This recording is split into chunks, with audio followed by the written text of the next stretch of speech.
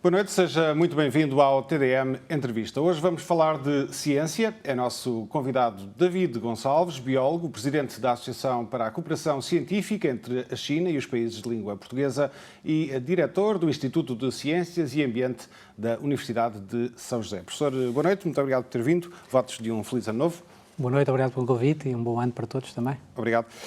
Vamos começar precisamente pela Associação para a Cooperação Científica entre a China e os países de língua portuguesa. Arrancou oficialmente há menos de um ano, nasceu com a missão de, e cito, dar visibilidade e dinamismo aos projetos de cooperação científica entre investigadores de um e do outro bloco, via Macau. Perguntava-lhe como é que a Associação está a concretizar, vai concretizar estes objetivos e que resultados é que pode mostrar nesta altura.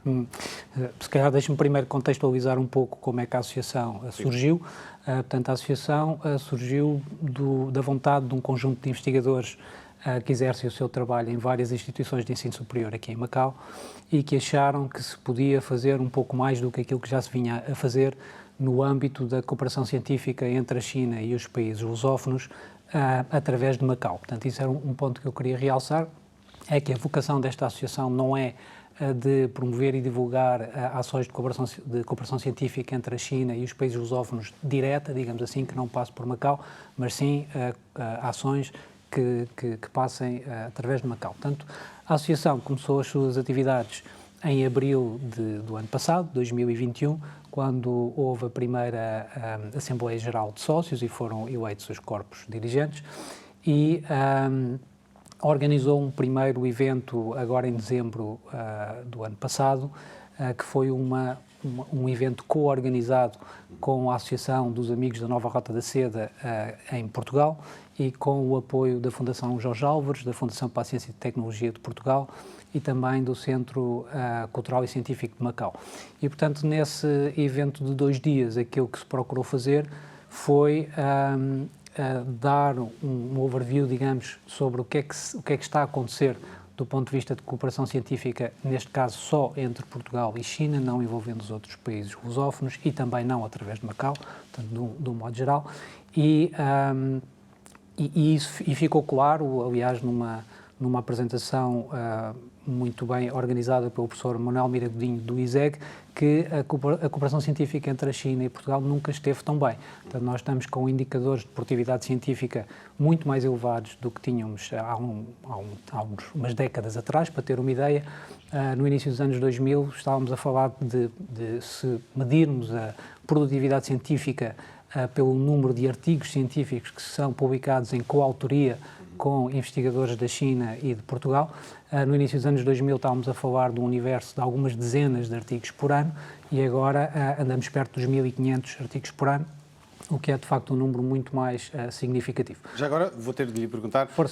desta cooperação bilateral Portugal-China e que não passa por Macau, não é necessariamente o foco desta associação, nós já vamos falar dessas questões, mas é inevitável perguntar-lhe onde é que esta cooperação científica bilateral Portugal-China está mais avançada, está a dar mais frutos, o que é que destaca até na sequência deste encontro virtual de há um mês? Bom, nesta conferência organizámos 4 painéis temáticos. Um deles era sobre química, nanotecnologia e novos materiais, um outro sobre ciências da educação e depois no segundo dia, que foi organizado pela nossa associação a partir aqui de Macau, um painel na área do mar e da tecnologia azul e um outro nas ciências médicas. Portanto, isto não quer dizer que sejam as 4 áreas principais, nem as 4 áreas de aposta futura, quer dizer que foram áreas identificadas como sendo temas em que já estão coisas a acontecer, em que há projetos significativos a decorrer, onde há também algum potencial para evoluir, mas com certeza que para além destas há outras áreas potenciais para a cooperação entre a China e o mundo lusófono, e se pensarmos um bocadinho no tamanho da rede de investigação na China e no próprio mundo lusófono, vemos que praticamente todas as áreas científicas estão cobertas, ou todas as áreas científicas estão cobertas, e portanto, é possível desenvolver projetos de cooperação interessantes em todas as áreas. Há muitas áreas com muito potencial. Referiu a questão do mar e existem parcerias científicas nessa área. É uma área que não tem grande relevância no debate público, mediático, político em Portugal, mas os especialistas são unânimes a dizer que é uma área-chave para o futuro de Portugal, como, por exemplo, o Tiago Pita e Cunha, vencedor do prémio Pessoa, que vê no mar o futuro energético de Portugal e o novo filão económico para Portugal. Que projetos de cooperação é que estão a ser desenvolvidos nesta área do mar entre a China e Portugal? Sim, bom, não sei se concordo com a sua opinião de que não é algo que espaço para a comunicação social e para o público em geral em Portugal. Portanto, eu acho que em Portugal tem-se falado cada vez mais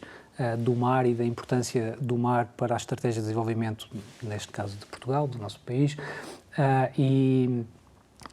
como falou o Tiago Pita e Cunha, entre outros, estão na vanguarda do desenvolvimento dessa política mais ligada ao mar. Eu acho que se nós pensarmos e se olharmos para o mapa e vermos onde é que está a localização dos vários países lusófonos e olharmos para o mapa da China e de Macau e de Hong Kong, vemos que há um potencial enorme para a cooperação nessa área científica, precisamente porque cobrimos uma região muito alargada do ponto de vista marítimo, portanto temos todos os oceanos praticamente cobertos se integrarmos redes de colaboração entre a China e os países lusófonos e, portanto, parece-me que é uma área muito significativa para se desenvolver a colaboração e, mais uma vez, Macau, como uma região, uma cidade costeira, parece-me que, ainda por cima, atribuindo-se a Macau o papel de plataforma de colaboração entre a China e o mundo lusófono, acho que há todo o potencial para desenvolver em Macau um centro que fosse um centro de investigação conjunto entre investigadores da China e investigadores do mundo lusófono que pudesse ter um polo aqui. Portanto, parece-me que é algo que mais tarde ou mais cedo diria que é quase inevitável que vá acontecer. Uhum. Acredita que será num futuro próximo? Bom, eu gostaria que fosse, porque acho que todo o mundo está a caminhar nesse sentido, Portugal também, o mundo lusófono também, e acho que há todo o interesse daquilo que eu conheço de Macau, parece-me que há o interesse estratégico de que isso também venha a acontecer, portanto tenho alguma esperança que em breve se possa ter talvez um centro de investigação com alguma dimensão aqui em Macau que pudesse precisamente fazer a ponte entre esses dois mundos. Estamos a falar de oportunidades que existem, de comunhão de interesses que existem, do enquadramento institucional, mas o foco desta associação até é mesmo conectar diretamente investigadores destes dois blocos nas mais variadas áreas. Temos falado de áreas das ciências naturais, mas também está aberto a outras áreas. Mas falando deste que é o foco da associação, projetos de cooperação científica entre cientistas e investigadores destes vários países, via Macau. Falávamos do mar, o que é que concretamente há em cima da mesa neste momento, ou que poderá vir a estar em cima da mesa nesta área? Bom, aquilo que eu posso falar são alguns projetos de colaboração que eu conheço, que já estão em curso e que fazem precisamente isso, que é juntar em Macau investigadores da China continental e investigadores do mundo lusófono para abordarem determinados tópicos de investigação. Os que eu conheço melhor são os que estão dentro do Instituto de Ciências e Ambiente da Universidade de São José, que, como sabe, dirijo, e temos dois projetos interessantes, um deles que é dirigido pela professora Ágata Dias, do nosso Instituto, que junta investigadores do Second Institute of Oceanography de Hangzhou, na China, e investigadores da Universidade de Lisboa para investigarem os mecanismos de formação de minerais no mar profundo em sistemas hidrotermais. Portanto, no fundo do mar existem zonas que são, digamos, que têm um género de uns vulcões submarinos que são muito ricas na formação, são muito ricas em minerais, portanto são zonas propensas à formação de minerais e há um grande interesse em perceber como é que estas zonas funcionam. E temos um projeto de investigação que foi financiado pelo Fundo para o Desenvolvimento das Ciências e da Tecnologia de Macau, que precisamente junta investigadores da China que estão a trabalhar no Oceano Índico, em zonas que têm estas fontes hidrotermais, com investigadores da Universidade de Lisboa que estão a fazer o mesmo na crista médio-atlântica, e, portanto, conseguem, aqui em Macau, juntar-se dados que são colhidos no Atlântico com dados que são colhidos no Índico e, com isso, tentar perceber melhor como é que estes sistemas funcionam. Portanto, este é um dos bons exemplos, eu diria, de como é que nós podemos usar a complementariedade que existe no mundo de investigação na China e no mundo de investigação lusófono, neste caso em Portugal, para aqui em Macau consolidar esse conhecimento e fazer algo em que 1 mais 1 é mais do que 2. Um segundo projeto que poderei falar, que também está em curso no nosso Instituto, tem a ver com microplásticos e o impacto dos microplásticos nos organismos marinhos, e em que é um pouco a mesma coisa. Neste caso é um projeto cofinanciado pela Fundação para a Ciência e Tecnologia de Portugal e pelo FDCT aqui de Macau, que junta investigadores do Instituto de Oceanologia da Academia de Ciências Chinesa em Qingdao, com investigadores do Centro de Ciências Marinhas da Universidade do Algarve, e que é coordenado também pela nossa universidade aqui, a Universidade de São José, e em que se faz um bocadinho a mesma coisa. Os investigadores do lado da China recolhem amostras biológicas e amostras de sedimentos e de água para perceber qual é que é o nível de poluição por microplásticos que ocorre nesta zona do mundo. Aqui em Macau fazemos a mesma coisa, não só em Macau, mas também aqui em regiões circundantes a Macau. Uma região que, por várias razões, tem este problema há muito tempo e de forma muito expressiva. Sim, mas que não é um problema só daqui, não é um problema que chega a todo o mundo, e tanto os investigadores do lado de Portugal também fazem a mesma coisa, também visam fazer essa quantificação e depois fazem-se experiências complementares para perceber o impacto que esses microplásticos podem ter na fisiologia dos animais, etc. Que é também uma das suas especialidades. Também, mas isso este tipo de projetos permite fazer outra coisa, que é uma standardização dos métodos de investigação entre equipes que estão em diferentes lados do mundo, e muitas vezes é difícil comparar os resultados porque equipes diferentes utilizam metodologias diferentes de investigação, e com isso nós conseguimos perceber coisas como, onde é que estão os maiores níveis de poluição com microplásticos dentro destas zonas que foram investigadas, e qual é que é o seu potencial impacto para a fisiologia dos animais e até para a saúde humana. Portanto, creio que são 2 bons exemplos, e haverá muitos mais, nomeadamente noutras universidades aqui de Macau, que eu sei, que conheço, há muitos mais, que dão corpo a esta ideia de Macau enquanto plataforma de cooperação entre a China e os países lusófonos, e, aliás, esse é um dos objetivos da associação,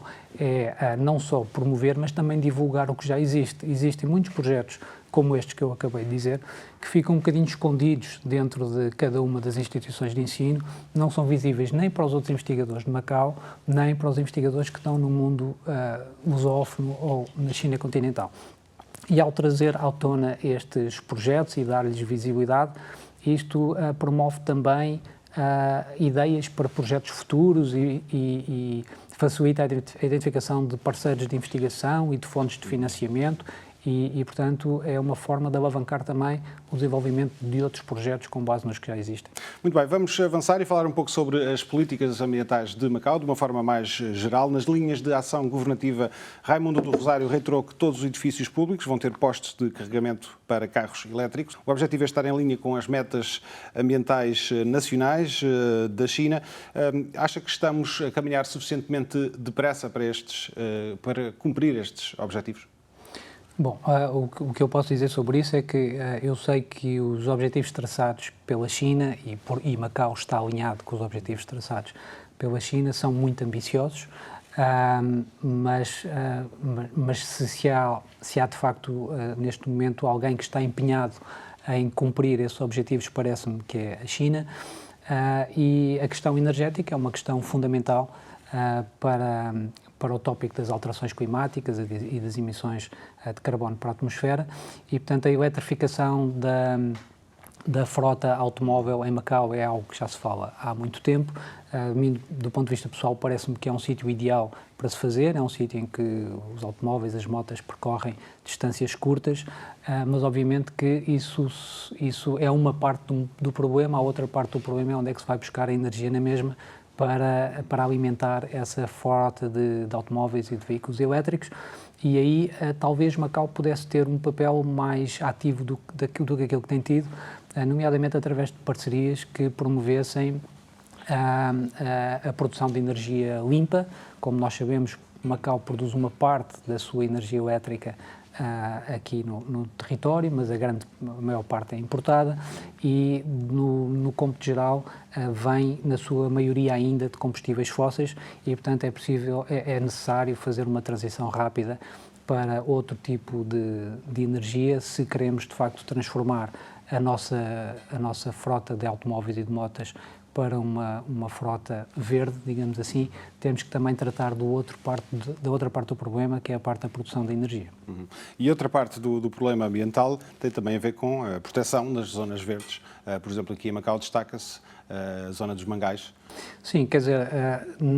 aqui na região do Delta do Rio da Pérola,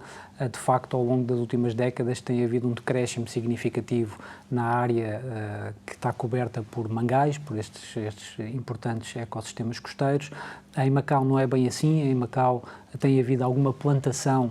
de mangais por parte das autoridades, portanto tem havido ali primeiro houve um decréscimo muito significativo, nos últimos anos tem havido um ligeiro acréscimo da área que é coberta por mangais, mas aquilo que nós temos vindo a demonstrar através de vários projetos de investigação no nosso Instituto é que de facto há uma série de serviços que estes ecossistemas costeiros prestam à comunidade que importa reconhecer e importa perceber que ao estarmos a alargar esta área de implantação destes ecossistemas costeiros, estamos de facto a beneficiar em várias dimensões a população de Macau e se de facto compreendermos isso, podemos apostar em políticas que visem aumentar ainda mais a área que nós temos, nomeadamente na zona dos novos aterros que está agora a ser feita, em que deverá estar pensado, e do que eu sei não está, a plantação de ecossistemas costeiros semelhantes ao que nós temos numa parte do território de Macau com mangais. Nesse aspecto, talvez importasse referir que o plano da integração de Macau na Grande Baía é uma oportunidade também para se tentar fazer um plano integrado de gestão ou cogestão dos ecossistemas costeiros estuarinos aqui desta zona, nomeadamente dos mangais, e aí, muito honestamente, não sei bem que passos é que estão a ser dados, mas julgo que é uma boa oportunidade para se poder coordenar esforços e tentar aumentar aquilo que são as áreas de mangais atuais e recuperar o que se perdeu nas últimas décadas. Gostava que falássemos também um pouco sobre de muitos projetos do Instituto de Ciências e Ambiente da USJ, que tem a ver com a limpeza justamente das áreas residuais e é uma parceria com uma operadora de jogo. O que é que nos pode dizer sobre este projeto? Pois, bom, as soluções baseadas na natureza, portanto, as Nature-Based Solutions, têm vindo a ser cada vez mais adotadas, nomeadamente em ambiente urbano, para tentar solucionar aquilo que são alguns dos problemas ambientais que nós enfrentamos, como sejam não só esse que falou, mas outros, como poluição atmosférica, etc. Neste caso concreto, é um projeto em que aquilo que nós estamos a fazer é usar plantas para tratar águas residuais, como disse, em conjunto com uma operadora local, e, portanto, estamos a instalar, ou estamos em fases de estudo para se instalar um projeto piloto que visa tratar com plantas uma parte, pelo menos, das águas residuais desse operador e estudar qual é que é o potencial para alargar esse projeto piloto para uma outra dimensão e, quem sabe, até tratar a totalidade das águas residuais que vêm desse operador de jogo. E podemos dizer o nome, não é segredo, é a SENS. Isto é uma solução atrativa também para para as empresas de jogo? Eu diria que sim, é uma solução atrativa, quer do ponto de vista de custos, eu diria, quer do ponto de vista da imagem da própria empresa, quer do ponto de vista do papel que todos temos que ter, inclusive as empresas do território, para caminharmos para uma maior sustentabilidade ambiental. E, portanto, isto são soluções que já estão relativamente validadas noutros locais do mundo, que sabemos que contribuem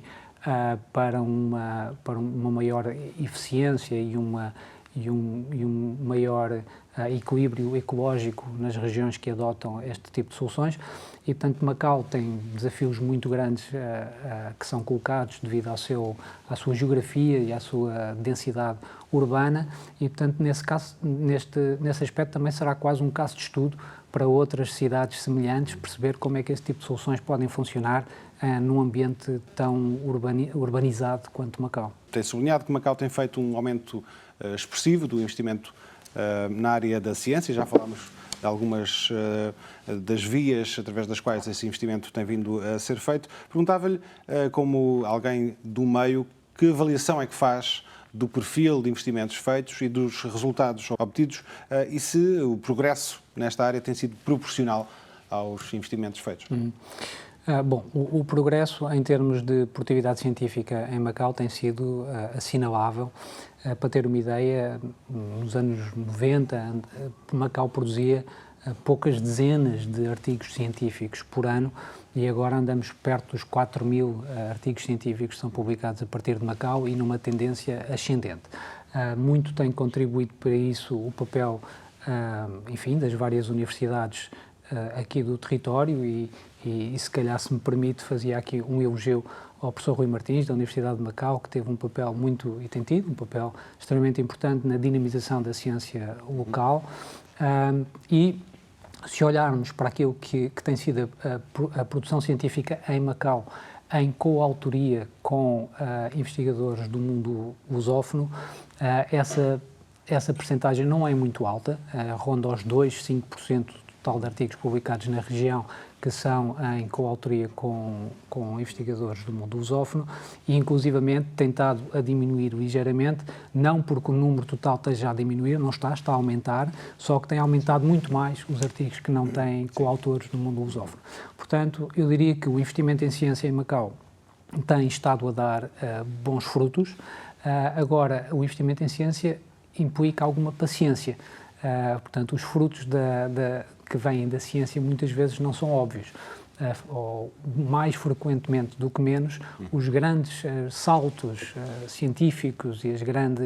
a grande capacidade de inovar que a ciência providencia não vêm a partir de projetos muito óbvios, aplicados, mas pelo contrário vêm de investigação básica, fundamental, em que de repente se tropeça num conhecimento novo que alavanca toda uma nova área de conhecimento. E, portanto, mas a potência, a partir até é mesmo a aposta na transferência de tecnologia, porque tem efeitos multiplicadores. Sim, mas o que eu quero dizer com isto é que eu acho que é preciso manter um balanço entre a aposta na chamada ciência básica, fundamental, sim, e na ciência aplicada, que visa precisamente fazer essa transferência para o mundo, do mundo académico para o mundo das empresas e é preciso as duas coisas. Claro. Por um lado, precisamos ter investimento, pessoas que estão focadas em questões básicas científicas e, por outro lado, pessoas que têm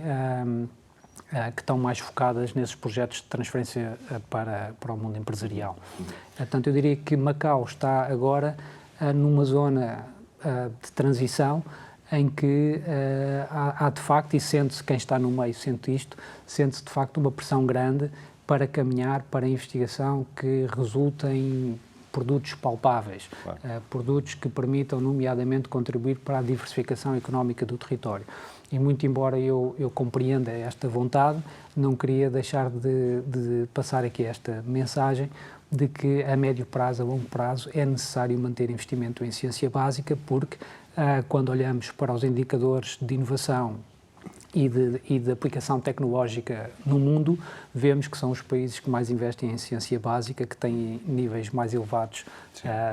têm índices mais elevados de inovação. Portanto, creio que é necessário manter um bocadinho das duas coisas. Até porque a transferência depois depende deste ecossistema, para usar a expressão de investimento e de investigação em ciência básica, ciência pura, como se chama. Uma precisa da outra, fundamentalmente. Sim, eu diria que sim. Muito bem, estamos a chegar à reta final desta entrevista. Gostava que voltássemos à Associação para a Cooperação Científica entre a China e os países de língua portuguesa, que tem sido, inevitavelmente, marcada neste primeiro ano de existência pelo contexto de pandemia. E neste contexto, perguntava-lhe o que é que se pode fazer neste novo ano de 2022, quais é que são os planos. Houve há pouco tempo, como referiu no início da entrevista, uma conferência científica. Perguntava-lhe que planos é que tem para 2022 para a Associação. Bom, como eu referi, a Associação é uma associação recente, estamos ainda, eu diria, a dar os primeiros passos. Portanto, os objetivos para este ano é o de crescermos em termos de números de associados, de aumentarmos a visibilidade, nomeadamente daquilo que já se está a fazer no território em Macau, através das nossas redes sociais, etc. Já agora, quantos associados é que têm nesta altura? Temos algumas dezenas, portanto não chegamos ainda a uma centena de associados, mas já agora permita-me dizer que qualquer pessoa que se queira juntar à associação é só ir ao nosso site, askmac.org, não paga nada, portanto pode ser sócio à vontade e começará a receber informação sobre as ações da associação. Para este ano, pretendíamos dar continuidade a essa conferência que referiu, organizando uma segunda conferência, e vamos ver em que moldes é que será, muito provavelmente será ainda maioritariamente online, focada precisamente em projetos de cooperação China com os países lusófonos que passem através de Macau. Portanto, como eu referia, a conferência que foi organizada em dezembro era só entre Portugal e China e não necessariamente através de Macau. Queríamos organizar uma conferência focada nos projetos que já existem em Macau e aberto a outras áreas do conhecimento. Portanto, não só as ciências naturais, mas as ciências sociais, as humanidades. Quando é que poderá ter lugar essa conferência? Era isso que eu ia dizer agora. Eu creio que estaremos em condições de organizar a seguir ao verão, lá para outubro de 2022. Outubro, novembro, será a data que estamos a apontar para a organização dessa conferência. Muito bem, David Gonçalves, muito obrigado por ter estado no TDM Entrevista. Mais uma vez, votos de um feliz ano novo. Muito obrigado. Muito obrigado. Desejos de um feliz ano novo também para si, que nos acompanhou aí de casa. Tenha uma boa noite.